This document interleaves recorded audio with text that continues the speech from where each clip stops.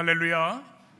오늘도 하나님을 사랑하고 기뻐하며 또 감사함으로 예배하는 우리 성도들에게 하나님의 크신 위로와 평안이 함께 하시기를 축원합니다. 지난 한 주간 잘 지내셨지요? 우리는 추석 명절을 지나고 주일에 주님 전에 올랐습니다. 아마 추석을 지나면서 참 행복하고 즐거운 시간을 가지셨을 거라고 생각이 됩니다. 또 한편으로는 피로가 많이 쌓이기도 한다고 하지요. 육체적으로도 그렇고 감정적으로도 여러 가지 또 피곤함이 있을지 모르겠습니다. 오늘 하나님께 예배드리는 이 시간에 우리 주의 성령께서 여러분의 마음을 만지시고 또 위로하시고 회복하시고 또 샘 주시기를 축복합니다. 가을이 깊어가고 있습니다. 근데 무더운 여름이 이제 거의 끝나간 것 같습니다. 여전히 낮에는 덥기는 하지만 아침 저녁으로 창을 열면 바람이 불어오는데 누가 에어컨 틀었나? 그런 생각이 들 정도로 시원한 바람이 불어옵니다. 이 아름다운 계절에 하나님께서 여러분의 마음을 더욱더 주님의 평안과 또 기쁨으로 채워주시길 원하고 여러분의 믿음이 또 깊어지는 은혜의 계절이 되었으면 좋겠습니다. 오늘은 우리가 성령의 7번째 열매에 대한 말씀을 나눕니다. 갈라디아서 5장 22절에 나와 있는 말씀, 우리 그리스도인들이 맺어야 할 성령의 열매, 예수 그리스도의 인격, 그 7번째 시간인데요. 오늘 나눌 주제가 무엇이죠? 충성입니다. 충성은 우리가 평소에 많이 쓰는 말이기도 하여서 아주 익숙한 생각이 드는데요. 충성하면 무엇이 먼저 떠오르시는지 모르겠습니다. 저는 충성하니까 군대가 떠올랐습니다. 설교 준비를 하는데 설교문을 작성하는데 군대 시절이 떠올랐습니다. 저기 제 모습 혹시 찾으셨습니까? 제가 군종장교로 임관해서 목회를 했었는데 아마 저보다 한창 한 30년 후배들인 것 같고요. 우리 충성대에서 대구 영천에는 삼사관학교에서 훈련받았던 기억이 있습니다. 군대하면 떠오르는 게 충성, 구호, 경례이지요. 군대라는 조직이 나라의 안위를 지키는 그런 평화를 지키는 그런 조직인데 충성이 중요하죠. 경례구가 참 다양합니다. 단결, 충성, 또 뭐가 있죠? 필승도 있고 다양한데 경례구 중에 최고는 백골이죠. 제가 백골 부대에서 근무해서 그 생각이 듭니다. 우리나라뿐만 아니라 해외에서도 군대에 가장 먼저 들어가면 경례부터 배웁니다.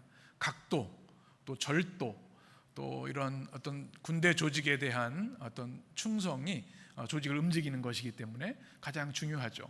저도 삼사관학교에 들어가서 가장 먼저 한 것이 이제 전투복을 받고 보급품을 받은 다음에 전투와 연화를 망치로 막 부드럽게 뒤에가 다 까지니까 그러고 이제 밖에 나와서 가장 먼저 한 것이 제식훈련인데 그 중에서도 이 경례 각도 맞추는 거 제가 보여드리고 싶은데 놀라실까봐 백골 연습을 거기선 충성이죠. 충성대는 충성이고 부대에서는 백골이었습니다.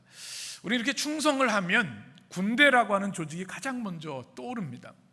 근데 군대 외에도 우리가 속해 있는 공동체라든지 또 우리가 다니는 회사 또는 어떤 내가 신뢰하는 사람에 대한 충성에 대한 말도 우리는 사용을 합니다.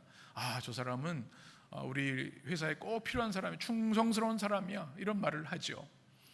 그리고 사람이 보거나 보지 않아도 마음을 다해 뭔가를 열심히 하는 사람들을 충성스러운 사람이다 이 얘기를 합니다.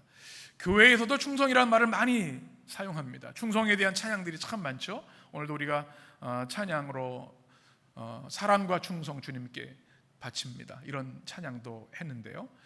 우리가 특별히 임직식을 할 때, 직분을 받을 때 주님 주신 이 직분을 감사하며 주님을 위해, 주님의 교회를 위해 충성할 것을 서약을 합니다. 이 충성은 우리 교회에서도 굉장히 중요한 주제입니다. 사전적 의미를 찾아보니까 이렇게 되어 있습니다. 국가나 임금, 윗사람 등을 위해 몸과 마음을 다함. 무엇을 다해요? 몸과 마음을 다한다. 충성하면 보통 나보다 위에 있는 존재, 그러니까 윗사람이나 상사가 될 수도 있고 나라가 될 수도 있고 왕이 될 수도 있겠죠. 마음과 몸을 다해 최선을 다하는 것을 충성이라고 사전을 정의하고 있습니다. 나라에 대한 충성, 또 자신의 자신이 모시는 상관에 대한 충성, 이런 이야기를 합니다. 그런데 성경에서 말하는 이 충성은 우리가 일반적으로 사용하는 충성과는 차원이 다른 충성입니다. 더 강력하고 깊은 의미를 가지고 있습니다. 오늘 두 가지 차원의 충성에 대한 말씀을 나눕니다. 먼저 하나님의 성품으로서의 충성, 이것을 뭐라고 말할까요? 신실함입니다. 신실하심. 우리가 충성이라는 정의가 나보다 위에 있는 사람입니다. 하나님보다 위에 있는 존재는 없기 때문에 하나님은 충성이 아니라 하나님의 성품의 신실하심, 하나님의 신실하심에 대한 충성의 원천이신 주님의 말씀을 나눕니다. 그리고 또 하나님의 백성 우리들이 어떻게 이 땅에서 하나님의 성품인 충성스러운 삶을 살 것인가, 성령의 열매로서의 충성에 대한 말씀을 나눕니다.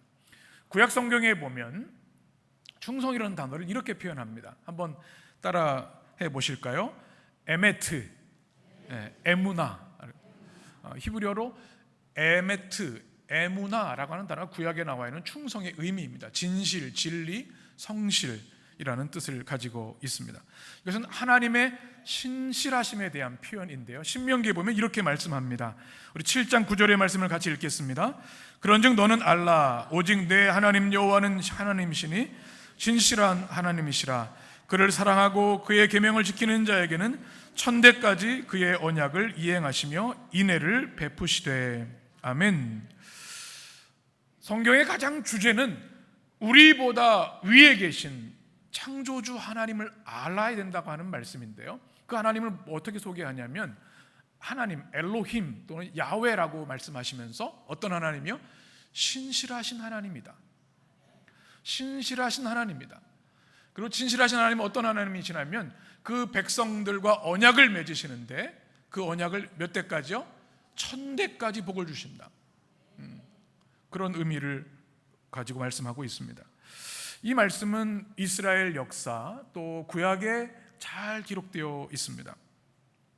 하나님은 이스라엘 백성을 선민으로 택하셨습니다. 결국 말라기에서 그들은 실패한 백성이 되고 많았지만 하나님이 그들을 버림받은 합비루, 노예 민족을 하나님의 거룩한 백성으로 삼으셨습니다. 약속을 해주셨어요. 아담을 통해서도 또 아브라함을 통해서도. 그런데 이 백성이 끊임없이 하나님을 거역하고 하나님 말씀에 불순종합니다. 그럼에도 불구하고 용서하시고 인내하시고 그들을 인자로 대해주십니다. 인자가 뭐예요? 바로 헤세드죠. 자비로. 얼마 동안요? 1000대까지 끊임없이 그들을 용서하시고 기다려주시고 때로 심판하시지만 다시 회복시켜 주시는 하나님. 이 하나님이 어떤 하나님이에요? 신실하신 하나님, 에메트의 하나님이라는 말씀입니다. 신명기 32장에 보면 또 이렇게 말씀합니다. 우리 같이 읽겠습니다. 내가 여호와의 이름을 전파하리니 너희는 우리 하나님께 위엄을 돌릴지어다. 그는 반석이시니 그가 하신 일이 완전하고 그의 모든 길이 공의로우시고 바르시도다. 아멘. 하나님을 내가 온 세상에 전파하겠다라고 말씀하면서 여호와는 뭐라고 말씀하고 있어요? 반석. 여러분 반석이 뭔지 아시죠? 반석을 한번 자막을 한번 보여주시면 넓고 평평한 큰 바위, 돌입니다. 견고하고 튼튼한 기반입니다. 성경에 보면 하나님의 성품을 표현할 때 나의 반석이신 하나님 이렇게 표현을 합니다. 저는 돌을 참 좋아합니다. 반려견 키우는 분들이 계신데 그건 너무 힘들 것 같아요. 강아지 고양이. 그런데 돌은 키우기 좋을 것 같아요. 그래서 돌을 한 반려석이라고 하나요? 돌을 한번 좀 키워볼 생각을 하고 있어요. 성경에 보면 이 바위 묵상이 있습니다. 바위가 흔한 것 같지만 굉장히 소중한 겁니다. 그래서 예수 그리스도는 나의 반석이십니다. 베드로, 피터가 반석이라는 뜻이죠. 그 위에 교회를 세우신다고 말씀하셨고 세상의 모든 건 다 변합니다. 자연도 풀도 마르고 또 새들도 죽고 그렇지만 바위는 어때요? 에버레스팅 락, 영원한 반석, 변함이 없는 것. 그게 뭡니까? 하나님의 신실하심을 말씀하는 거예요. 사람들은 거짓도 말하고 배반하기도 하고 공격도 하지만 주님은 바위같이 반석같이 변함없으시게 주의 백성들을 사랑하시고 지키신다는 말씀이죠. 우리 반석 되신 주님 그 은혜가 우리와 함께하는 줄 믿습니다. 우리가 세상 살아가다 보면 사람들로 인한 상처를 많이 받아요. 어떻게 너 믿었는데 그럴 수가 있어? 사람은 그럴 수 있어요. 배반하기도 하고요, 자기 이익 때문에 등에 비수를 꽂기도 합니다. 그러나 우리 살아계신 하나님은 반석 되신 하나님, 신실하신 하나님, 영원히 변치 아니하시는 하나님이신 줄 믿습니다. 시편 33편에 보면 이렇게 말씀합니다. 우리 같이 읽겠습니다. 여호와의 말씀은 정직하며 그가 행하시는 일은 다 진실하시도다. 그는 공의와 정의를 사랑하시며 세상에는 여호와의 인자심이 충만하도다. 아멘. 이스라엘 백성들이 끊임없이 하나님 앞에 감격하고 찬양하는 내용의 시편입니다. 하나님은 어떤 분이세요? 진실하신 하나님입니다. 무슨 말씀일까요? 이 말씀도 약속을 지키신다는 말씀입니다. 애굽의 처참한 노예로 살던 이스라엘 백성을 주님께서 구원해 주셨습니다. 그 약속을 지켜주셨어요. 그래서 광야를 지나 가나안 땅으로 인도해 주셨죠. 또 하나님은 정의의 하나님이 있었습니다. 애굽의 그 참혹한 폭력, 잔인함, 그곳에서 주님은 심판하셔서 정의를 보여주셨고 주의 백성을 살려주셨습니다. 그런데 광야에 들어가서 그들은 끊임없이 배반하고 또 하나님을 등졌습니다. 그럼에도 불구하고 어떻게 해요? 인자하심으로 헷세드의 사랑으로 그들을 붙들어 주셨어요. 바로 에메트의 하나님, 신실하신 하나님을 찬양하고 있는 것입니다. 호세아서에 보면 이 말씀이 더 잘 기록되어 있습니다. 호세아 4장의 말씀에 이렇게 되어 있습니다. 이스라엘 자손들아, 여호와의 말씀을 들으라. 여호와께서 이 땅 주민과 논쟁하시나니 이 땅에는 무엇이 없어요? 진실도 없고 인애도 없고 하나님을 아는 지식도 없고, 이렇게 되어 있습니다. 세 가지가 없다고 말씀합니다. 하나는 진실, 이것이 뭐냐면 신실하심, 에메트입니다. 두 번째, 인애는 뭐예요? 헤세드. 하나님을 아는 지식은 다트 엘로힘, 다트라는 것이 야다라는 단어에 파송된 단어죠. 이 세 가지가 없는 거예요. 진실, 인애, 하나님을 아는 지식. 총체적 타락을 말하고 있습니다. 그럼 하나님이 심판하시고 그들을 버리셔야 되는데 호사야 11장에 보면 이렇게 말씀합니다. 같이 읽겠습니다. 에브라임은 거짓으로, 이스라엘 족속은 속임수로 나를 에워쌌고 유다는 하나님 곧 신실하시고 거룩한 자에게 대하여 정함이 없도다. 그들은 거짓과 속임수로 하나님을 모욕했지만 하나님은 어떤 분이세요? 신실하시고 거룩하신 분이다. 하나님의 대표 속성, 신실하시고 거룩하시다. 여러분 호세아 이야기를 잘 아시죠? 호세아 이야기는 강력한 하나님의 사랑에 대한 말씀이죠. 고멜이라는 여성이 있었습니다. 음란한 여성이었습니다. 그런데 하나님이 이 하나님의 선지자 호세아에게 고멜이랑 결혼하라는 거예요. 정말 기가 막힌 노릇이죠. 사랑하는 여인, 정말 신실한 여인이랑 결혼하면 좋을 텐데 타락하고 음란한 여성과 결혼하라는 거예요. 결혼을 했는데 계속 집을 나갑니다. 다른 남자를 계속 찾아다니는 거예요. 여러분 같으면 어떻게 하시겠습니까? 갑자기 진지해지셨어요. 어떻게 해야 되지? 아마 세상 같으면 당자기연에 끝내버릴 겁니다. 뭐 한 3-4번 참아줄지 모르겠어요. 끊임없이 남편을 두고 아내가 다른 남자들을 찾아갑니다. 기가 막히고 소문나는 거죠. 근데 주님이 뭐라고 말씀하시냐면 데려와라. 고멜 데려와. 그리고 값을 지불해야 되면 어떤 희생을 치를 거라도 다 지불하고 데려와. 기가 막힌 일이죠. 이게 무슨 얘기입니까? 타락한 이스라엘에 대한 하나님의 마음을 말씀해 주시는 거예요. 이 신실하심이라는 것이 이겁니다. 그가 그렇게 반역하고 정말 자신의 충절을 지키지 못해도 끊임없이 그를 기다리고 돌아오기를 바라는 것이 하나님의 신실하심. 만약에 하나님의 신실함이 없었다면 이스라엘 백성은 다 불로 수만 번 멸망을 당했을 겁니다. 이것은 이스라엘만 말하는 것이 아닙니다. 우리 인류를 향한 하나님의 신실하심이시고요, 우리를 향한 하나님의 신실하심입니다. 우리가 우리를 잘 압니다. 얼마나 타락하고 얼마나 정결하지 못한지를 압니다. 그럼에도 불구하고 하나님은, 에메트의 하나님은, 신실하신 하나님은 고멜을 데려오라 하시는 말씀처럼 그를 용서하시고 기다려주시고 사랑으로 품어주시는 거죠. 이것이 뭐예요? 하나님의 신실하심, 에메트라고 하는 사실입니다. 호세아 6장에 보면 이렇게 1절에 말하면, 우리 1절을 같이 읽겠습니다. 오라 우리가 여호와께 돌아가자. 여호와께서 우리를 찢으셨으나 도로 낫게 하실 것이요 우리를 치셨으나 싸매어 주실 것임이라. 아멘. 희망은 단 하나입니다. 뭐예요? 주님께 돌아가는 겁니다. 신실하신 하나님께 나아가는 겁니다. 주님이 심판하시지만 다시 싸매어 주신다는 말씀. 신실하신 하나님을 의지하는 여러분 되시기를 축원합니다. 예수님은 충성이 무엇인지, 신실함이 무엇인지를 그의 삶을 통해 다 보여주셨습니다. 예수님이 태어나신 곳이 어디죠? 베들레헴 마구간이죠. 말구유에, 말밥통에 태어나시는 거예요. 그걸 무엇으로 설명할 수 있을까요? 창조주이시고 지극히 거룩하시고 존귀하신 주님이 이 땅에서도 가장 비천한 곳에 오셨어요. 그것은 하나님의 신실하심입니다. 자신의 전부를 주시기에 오신 거죠. 그리고 주님의 어린 시절이 성경에 나오면 주님 무슨 노동자로 사셨습니다. 평생 몫으로 사셨습니다. 멸시받는 사람으로 사셨습니다. 공생애가 시작된 후에도 주님이 활동하셨던 곳은 어디예요? 갈릴리의 나사렛이었습니다. 지구상 가장 버림받고 깨어진 영혼들이 많은 곳.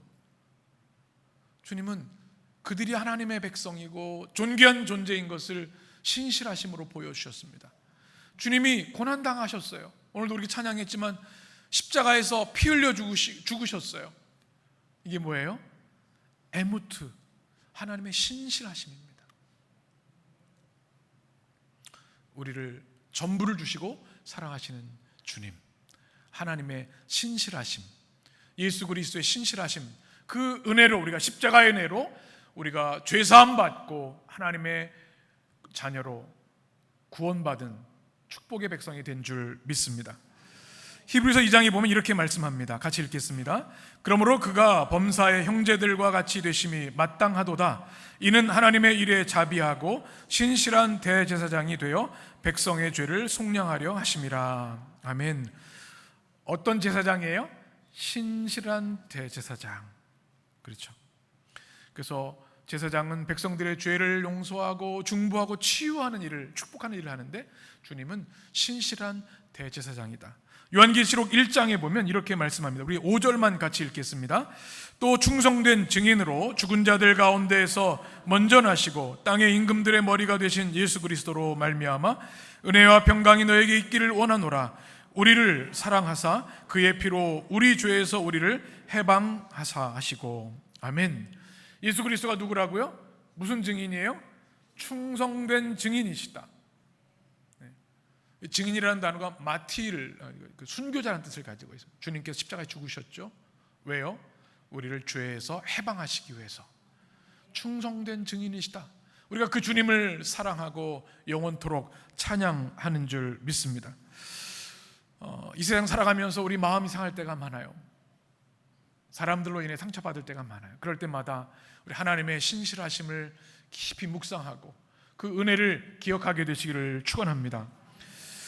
이 하나님의 성품 우리가 배웠는데요, 이 하나님의 신실하심으로 끝나는 것이 아니라 하나님의 백성들은 이 신실하심, 충성을 우리 삶으로 살아내야 하는 거죠. 그래서 갈라디아서 5장 오늘 말씀이죠. 우리 22절에 보면 오직 성령의 열매는 사랑, 희락, 화평, 오래 참음, 자비, 충성, 그 다음에 뭐예요? 양선, 충성. 7번째 열매로 충성을 말합니다. 이것은 성령의 열매라는 겁니다. 예수님을 믿는 사람들의 삶 속에서 맺어야 할 열매라고 하는 것이죠.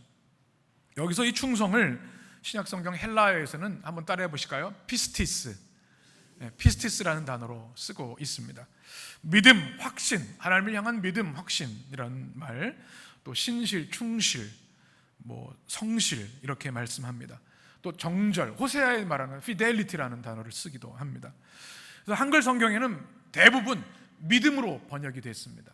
그런데 오늘 갈라디아서는 충성, 피스티스로 번역을 하죠. 그래서 영어로는 모든 영어 성경에는 faithfulness, 믿음이 충만하다라는 뜻입니다. 그것이 믿음이 충만한 게 뭐예요? 신실, 충성이라는 뜻을 가지고 있습니다. 성경은 우리 그리스도인들에게 두 가지를 분명히 말씀하고 있습니다. 첫 번째는 그리스도인들은 그리스도의 일꾼이 되어야 한다는 겁니다. 누구의 일꾼이요? 예수님을 주와 그리스도로 믿는 모든 사람들은 누구의 일꾼? 그리스도 일꾼이다. 고린도전서 4장의 말씀 같이 읽습니다. 사람이 마땅히 우리를 그리스도의 일꾼이요 하나님의 비밀을 맡은 자로 여길지어다. 그리고 맡은 자들에게 구할 것은 충성이니라. 아멘. 두 가지 정체성을 우리는 분명히 해야 합니다. 여러분, 누구의 일꾼이에요? 회사에 가면 누구의 일꾼이에요? 사장님의 일꾼인가요? 그럴 수 있죠. 그렇습니다. 사회에는 여러 사람들을 위해서 우리가 상사들이 있어요. 그러나 우리의 존재론적 주인은 오직 예수 그리스도 한 분이신 줄 믿습니다. 우리가 충성할 대상은 대통령도 아니고 정치인도 아니고 회사의 사장님도 아니고 누구예요? 오직 예수 그리스도이신 줄 믿습니다. 예수 그리스도, 우리를 죄에서 구원하신 우리의 주인 되신 주님을 위해서 일하는 일꾼이라는 사실을 여러분 꼭 기억하시기 바랍니다. 회사 일할 때도 회사를 위해서 일하지만 나는 주님의 일꾼으로 일합니다. 사도 바울은 바울서신에서 끊임없이 말합니다. 종들을 향해서 너희들이 주인의 눈에 마음에 들게 일하는 게 아니라 하나님이 보고 계심을 기억하면서 어떻게 해요? 주님의 일꾼으로 일하라고 말씀하고 있습니다. 그러면 삶이 달라지겠죠? 가정에서도 마찬가지입니다. 가정의 일들이 얼마나 많아요. 남편과 아내를 위해서, 아이들을 위해서 청소도 해야 되고 살림도 해야 되고. 누구의 일꾼으로? 설거지할 때도 나는 주님의 일꾼이지. 청소할 때도. 그게 거룩한 일입니다. 우리가 세상을 위해, 나를 위해 사는 것이 아니라 사나 죽으나 주를 위해 사는 사람들이기 때문에 우리가 하는 모든 것은 주님을 위한 일인 줄 믿습니다. 주님의 일꾼이 되시길 바랍니다. 또 하나는 무엇을 맡은 자라고 말씀하고 있어요? 하나님의 비밀을 맡은 자라고 성경이 말합니다. 제가 기억이 나는 권사님, 국정원에서 일하던 권사님이신데 매일 보면 뭔가 좀 신비스러우세요. 잘 얘기를 안 해. 딱 얘기하다가도 궁금하게 만들어 놓고 얘기를 안 해. 그럼 어떻게 해요? 좀 더 얘기 좀 더 해봐요. 그러면 하는 말이 있어요. 알면 다쳐요. 이렇게 얘기를. 국가 기밀이라고. 근데 맞는지 모르겠어요. 확인을 안 해봐서. 근데 비밀을 가지고 있다고 하는 것은 아무나 할 수 있는 게 아니죠. 우리 탑 시크릿 있잖아요. 이거는 접근 가능한 사람이 제한되어 있습니다. 하나님의 비밀을 맡은 자라고 하는 것은 영광스러운 자리인데요, 우리가 그런 사람이라는 거예요. 근데 여기서 비밀이 뭐냐면 미스테리온, 헬라로 되어 있는 것은 예수 그리스도를 말합니다. 그리스도의 복음, 그리스도의 십자가와 부활, 우리에게 주신 영생과 천국의 승리, 이것이 뭐예요? 하나님의 비밀입니다. 이것을 우리가 뭐라고요? 맡은 자다. 얼마나 귀한 거예요. 이런 자들이 구할 것은 무엇이라고요? 주님의 일꾼이요 하나님의 비밀을 맡은 자에게 구할 것은 단 하나예요. 피스티스, 충성입니다. 마음과 몸을 다해 진실하고 신실하게 살아가는 것, 이것이 우리가 살아가야 할 충성의 삶인 줄 믿습니다. 또 성경 우리에게 충성된 종이라고 말씀합니다. 마태복음 25장 같이 읽겠습니다. 그 주인이 이르되 잘하였도다 착하고 충성된 종아, 내가 작은 일에 충성하였음에 내가 많은 것을 내게 맡기리니 내 주인의 즐거움에 어떻게 해요? 참여할지어다. 충성된 종이 되어야 된다 말씀하고 있습니다. 우리가 잘 알고 있는 달란트의 비유를 알고 계시죠? 예수님이 하신 비유의 말씀인데 몇 달란트가 있어요? 1달란트, 2달란트, 5달란트. 이 달란트를 맡겼어요. 이 비유의 핵심이 뭘까요? 너희들 가지고 있는 거 잘해서 돈 많이 벌어. 이게 핵심 메시지가 아니에요. 충성에 대한 말씀입니다. 달란트를 우리가 탤런트라는 영어로 표현하잖아요. 우리 재능뿐만 아니라 하나님이 우리에게 주신 모든 것들을 말합니다. 근데 1달란트 맡은 종은요, 그냥 땅에 묻어놓고 그대로 놔두었어요. 근데 2달란트, 5달란트는 어떻게 했죠? 열심히 일해서 그를 갑절로 남겼어요. 그 다음에 주인이 하시는 말씀, 바로 21절, 잘하였다, 어떻게 해요? 착하고 충성된 종아, 너희가 작은 일에 충성하였으며 했으니 내가 많은 것을 내게 맡기리니 내 주인의 즐거움에 참여할지어다. 충성된 자에게 주는 축복입니다. 그런데 한 달란트 땅에 묻어서 아무것도 하지 않는 사람은 어떻게 해요? 악하고 게으른 종아라고 주님이 말씀을 하십니다. 이것을 기억하셔야 돼요. 주님이 우리에게 맡기신 일이 있다는 사실입니다. 또 하나는 그것에 대해서 반드시 결산하신다는 말씀입니다. 우리 모두는 하나님을 알던 알지 못하던, 하나님을 믿던 믿지 않던 마지막 날 하나님 앞에 서게 될 것입니다. 그때 주님이 결산하신다는 사실이에요. 한 달란트 맡은 종, 그렇게 돼서는 안 되겠죠. 주님께 열매를 드리는 사람들이 되어야 될 줄 믿습니다. 그래서 어떻게 해야 됩니까? 충성해야 합니다. 잠언 25장의 말씀 같이 읽겠습니다. 충성된 사자는 그를 보낸 이에게 마치 얼음 냉수 같아서 능히 그 주인의 마음을. 아멘. 충성된 사자. 그래서 사자는 여기서 신분권을 말합니다. 하인, 일꾼입니다. 충성된 사람은 주인을 어떻게 해야 한다고요? 더운 날에 시원한 냉수같이. 제가 아이스 아메리카노를 좋아하는데 더우면 한 모금 딱 마시면 얼마나 시원한지 몰라요. 주인의 마음을 시원케 해드리는 거예요. 여러분, 하나님의 마음을 시원케 해드리는 성도들 되시기를 바랍니다. 제가 목회하면서 즐거움과 기쁨이 있는 것은 어떤 일이, 중요한 일이 있을 때, 좀 뭔가 도움이 필요할 때 제가 감당하겠습니다, 제가 그거 하겠습니다, 시원케 하시는 분들이 너무나 많이 계세요. 얼마나 감사한지 몰라요. 우리 주님의 마음을 시원케 해드리는 주의 백성들 되시기를 축원합니다. 성경에 보면 충성이 무엇인지, 신실이 무엇인지 보여주는 대표적인 인물이 있습니다. 누가 있을까요, 여러분? 딱 떠오른 사람, 충성의 대명사, 바로 모세입니다. 우리 민수기 12장을 같이 읽겠습니다. 내 종 모세와는 그렇지 아니하니 그는 내 온 집에 충성함이라. 아멘. 이것을 세번역 성경에 보면 나의 종 모세는 다르다, 그는 나의 온 집을 충성스럽게 맡고 있다, 이렇게 말합니다. 이 말씀의 배경을 여러분 잘 아시죠? 아론과 미리암, 그러니까 모세의 형제들이 모세를 배반하고 또 비난하고 있는 상황입니다. 이제 모세가 점점 영적 지도력이 커지니까 가까이서 보는 이 형제들은 제가 뭐 이렇게 잘났다고 이렇게 어깨에 힘주고 하나님 말씀입니다 이렇게 얘기를 하니까 질투가 나는 거예요. 아론과 미리암이 그런 거죠. 그래서 막 뭐라고 비난을 했는데 모세가 어떻게 하죠? 아무 말도 하지 않습니다. 겸손한 그는 그냥 침묵합니다.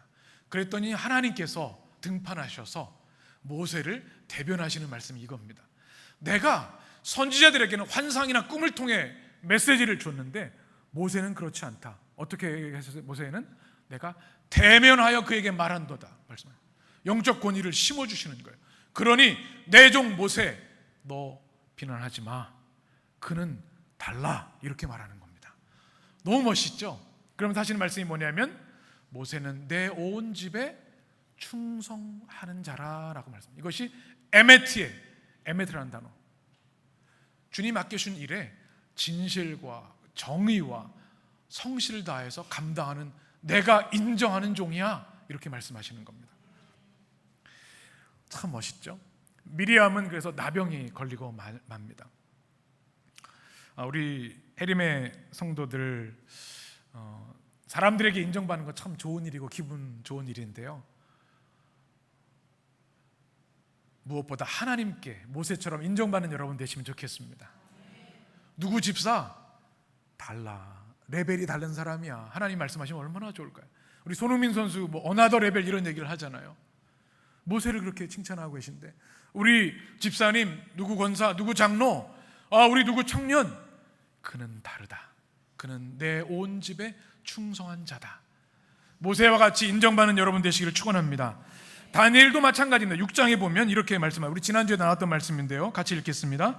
이에 총리들과 고관들이 국사에 대하여 다니엘을 고발할 근거를 찾고자 하였으나 아무 근거, 아무 허물도 찾지 못하였으니 이는 그가 충성되어 아무 그릇됨도 없고 아무 허물도 없음이니라. 아멘. 전문 정치인이었던 다니엘, 그의 지혜와 능력으로 많은 시기를 받았습니다. 포로 백성이 최고 정치 지도자에 오르니까 얼마나 배가 아프겠습니까? 고발할 근거를 찾는데 아무것도 찾을 게 없어요. 너무 깨끗한 삶을 사는 거예요. 그 이유를 성경은 뭐라고 얘기하냐면 그가 충성되어라고, 에메트라는 단어입니다. 여러분, 우리 살아가는 사회 속에서 이게 진실하게 살아가는 게 참 어렵지요. 요령을 피워야 되지 그냥 진실하게 했다가는 어리석은 사람처럼 평가를 받습니다. 윗사람이 안 보면 대충 좀 하기도 하고 좀 넘어가기도 하고 좀 놀기도 하고 그러면 좋은데, 하나님의 백성들은 코람데오 하나님 앞에 살아가니까 거기 성실하게 하는 거야. 진실하게, 누가 보든 안 보든. 이런 삶이 여러분의 삶이 되시기를 축원합니다.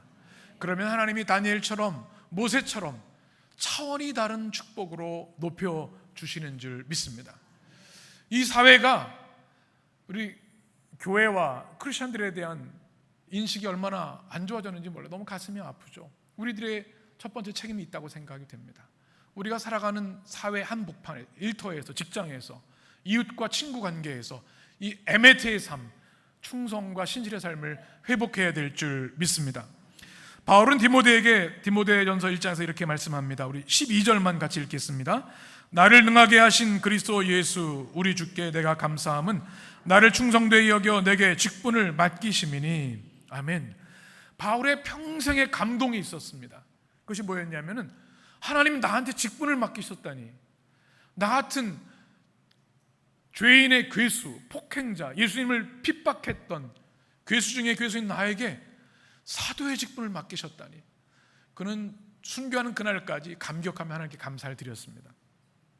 그런데 성경에 보니까 뭐라고 말씀하세요? 왜 그에게 직분을 맡기셨어요? 나를 충성되이 여겨. 주님이 충성되다고 그를 여겨주신 겁니다.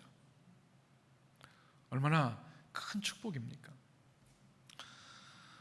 여러분 다 직분을 받으셨죠? 목사님 저 직분 안 받았는데요. 저 평신도입니다. 집사도 아니고 권사도 아니고 장로도 아닙니다. 그런 직분을 말하는 게 아니라 성경에서 말하는 가장 영광스러운 직분이 뭐예요? 한번 따라해 보실까요? 성도. 네. 거룩한 무리가 되는 거, 하나님의 백성 되는 거. 담임 목사도 똑같아요. 성도입니다. 성도로서 충성되게 살고자 평생 노력하는 사람이 목회자입니다. 장로님도 마찬가지예요. 우리 모두는 구원받는 순간, 세례받는 순간 주님의 직분을 받은 자입니다. 사랑의 직분, 봉사의 직분, 복음 전도의 직분, 기도의 직분, 충성의 직분을 받은 사람들인 줄 믿습니다. 또 직분 안 받았는데요, 그게 아닌 거야. 더욱이 집사, 권사, 장로 이 직분을 주셨다고 하는 것은 영광스러운 일이에요. 왜요? 주님이 여러분을 어떻게 해요? 충성되게 여겨주셨다. 바울의 고백입니다. 한번 옆에 있는 사람을 이렇게 축복해 보실까요? 주님이 당신을 믿으십니다. 떨리시지 않으세요? 제가 뭐라고 저를 믿으세요, 주님? 충성되게 여기셨기 때문에 우리를 맡겨 우리에게 직분을 주신 거죠. 여러분에게 100억이 있다고 한번 생각을 해보죠. 생각만 해도 좋으신 것 같아요. 그런데 이게 너무 내가 관리할 수 없어 누구한테 맡겨야 돼요. 누구한테 맡기시겠어요? 근데 거기서 나한테 진짜 믿을 만한 사람이 누군지를 다 쳐내기 시작해요. 누구? 그는 아니지. 아니야. 누구? 아니지. 아니야. 그 사람? 100억까지는 안 될 것 같은데 아무한테나 가장 믿을 수 있는 사람에게 맡기는 거예요. 하나님이 바울에게 그렇게 맡기셨다는 것은 감동이 있는 거예요. 여러분, 우리 해림교회 직분자들은 그런 감동이 있으면 좋겠어요. 하나님 나에게 집사의 직분을 주셨어, 권사의 직분을, 장로의 직분을 주셨어. 나를 믿어주시는 거구나, 충성되게 여겨주시는 거구나. 그러니까 우리는 충성할 수 있는 거죠. 아멘이 작으시네 좀. 디모데서 후서 2장에 보면 2절에 이렇게 말씀하면, 또 내가 많은 증인 앞에 내게 들은 바 충성된 사람들에게 부탁하라. 누구에게요?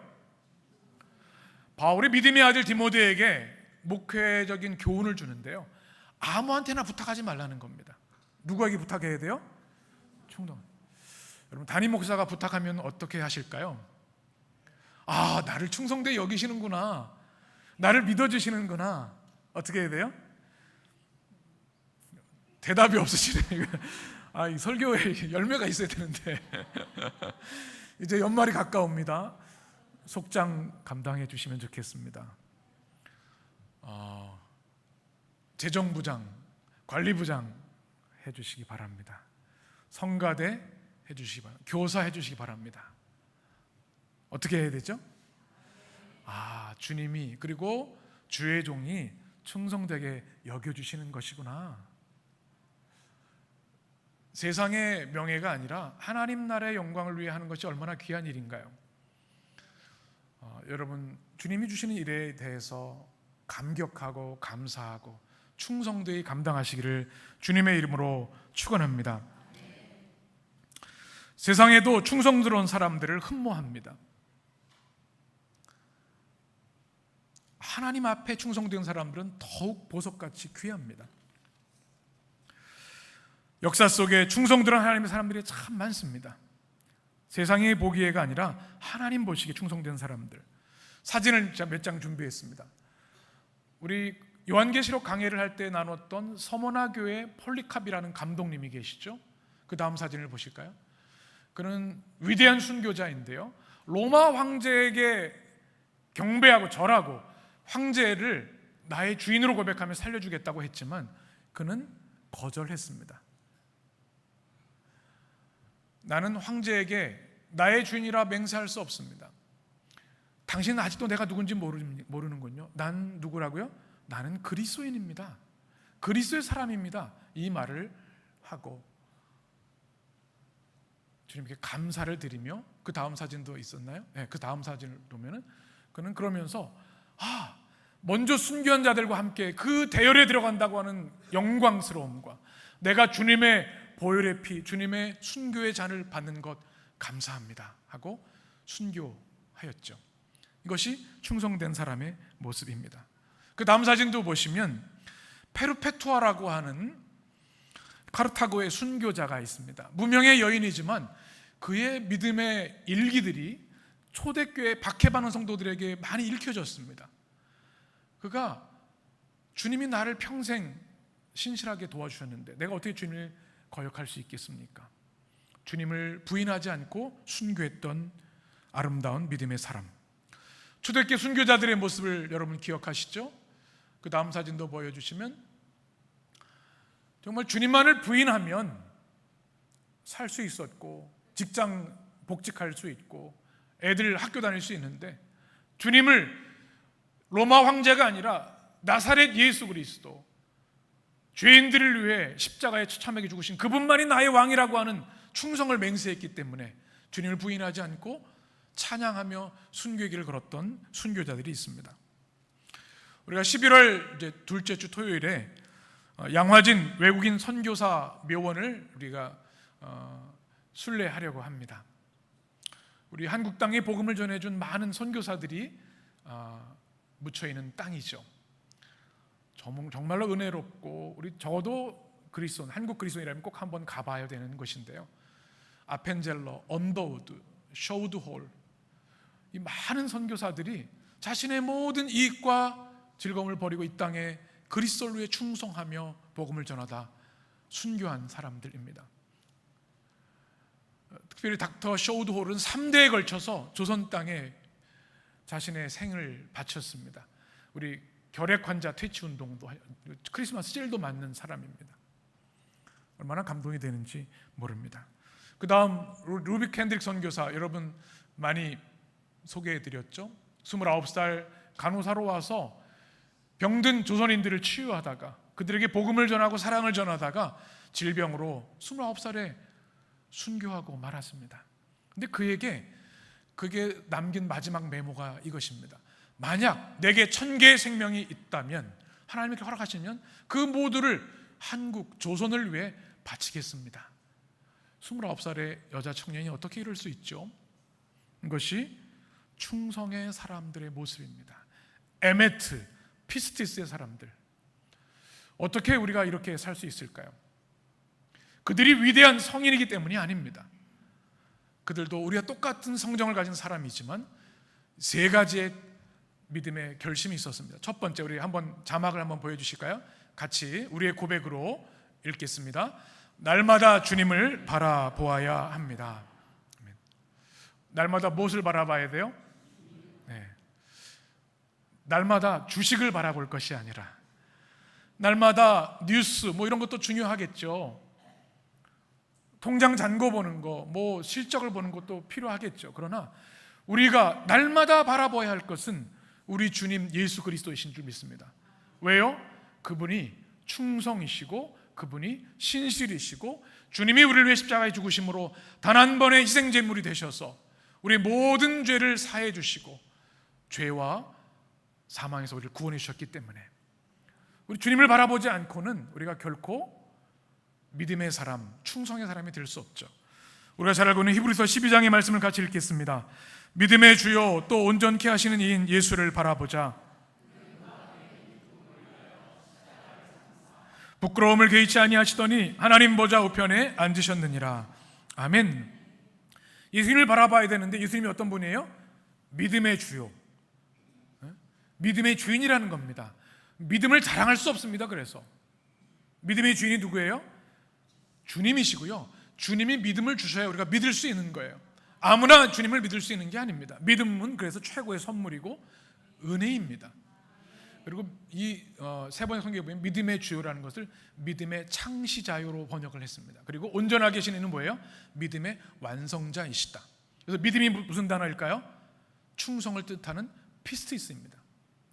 믿음의 주요 온전하게 하신 이인 예수를 바라보라는 말씀은 우리의 믿음의 창시자이시고 믿음의 완성자이신 주님을 바라보아야 우리가 믿음에 승리할 수 있다는 말입니다. 또 충성의 창시자이시고 충성의 완성자이신 십자가에서 완성하신 그분을 바라보아야만 우리가 충성, 신실의 삶을 살 수 있다는 겁니다. 주님 바라보지 않고는 단 하루도 우리는 신실하게 살 수 없습니다. 그리고 주님의 영이신 성령 충만하지 않고는 우리가 충성의 열매를 맺을 수 없는 거죠. 날마다 주님을 바라보는 여러분 되시기를 축원합니다. 두 번째, 우리 같이 읽겠습니다. 지극히 작은 것에 충성해야 합니다. 무엇에요? 누가복음 16장 말씀 같이 읽습니다. 지극히 작은 것에 충성된 자는 큰 것에도 충성되고 너희가 만일 불의한 재물에도 충성하지 아니하면 누가 참된 것으로 너희에게 맡기겠느냐. 아멘. 여러분, 작은 것에 충성하는 게 중요합니다. 여러분, 아마 부하 직원들이 있는 분들이 계실 거고 일꾼들을 고용할 때가 있어요. 누굴 뽑으시겠어요? 가장 작은 것에 충성하는 사람들입니다. 작은 것에 충성하지 않으면 큰 것에 충성하지 않아요. 그래서 큰 일을 맡길 수가 없는 겁니다. 주님이 하시는 말씀입니다. 불의한 재물을 위해서도 충성하는 사람에게 돈을 맡기는 겁니다. 돈을 줍니다. 그런데 너희는 왜 하나님에게 충성을 다하지 못하는가 말씀하고 있는 겁니다. 때로 우리는 돈을 위해서, 직장을 위해서 충성합니다. 해야 되죠. 성실하게 최선을 다해야 합니다. 그런데 과연 나는 하나님 앞에 충성하는가? 두 주인을 섬길 수 없다고 주님 말씀하셨습니다. 만몬을 섬길 것, 돈을 섬길 것인가? 하나님을 섬길 것인가? 충성을, 지극히 작은 것부터 여러분의 매일의 기도의 시간, 말씀을 묵상하는 시간, 주일을 성수하는 것, 우리의 모든 것이 하나님의 것이기에 10의 1조를 구발하여 드리는 이 가장 작은 것부터 우리가 신실하게 나아갈 때, 작은 것에 충성할 때 하나님께서 우리에게 큰 일을 맡기시고 은혜 주실 줄 믿습니다. 세 번째, 우리 같이 읽겠습니다. 죽도록 충성해야 합니다. 요한계시록 2장 같이 읽겠습니다. 너는 장차 받을 고난을 두려워하지 말라. 볼지어다 마귀가 장차 너희 가운데에서 몇 사람을 옥에 던져 시험을 받게 하리니 너희가 10일 동안 환난을 받으리라. 내가 죽도록 충성하라. 그리하면 내가 생명의 관을 내게 주리라. 아멘. 기도하겠습니다.